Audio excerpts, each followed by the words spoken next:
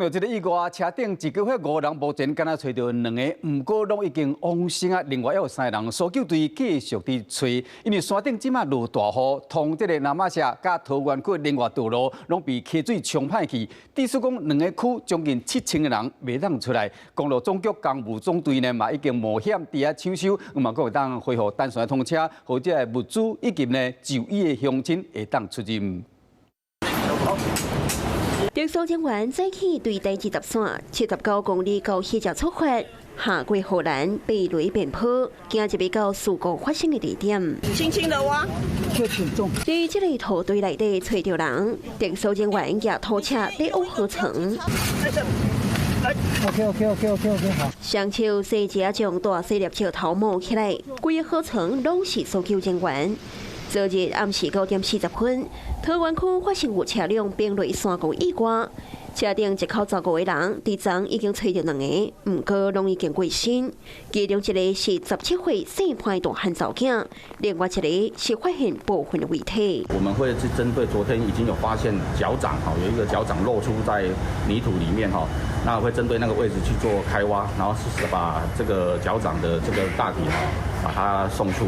继续找找另外3个人的下落，早起搜救警员也伫河层发现有一个囡仔，倒伫这个所在继续挖。要确认敢是并落山谷的车辆，也有可能敢若是部分的零件尔。不过因为山区一直咧变大雨，增加救援的难度，搜救警员敢若会当把握时间搜救。 雨拢无停，老龙溪溪水中大水，本来之桥和大水冲断，桃园区正做过道。人车都没有办法通过了所以现在我们桃园区大概有7个里都已经变成孤岛了那桃园区也有南马社区。 南祖神溪溪水淹过民生桥，主要的连外道路第29线要过来所在崩塌。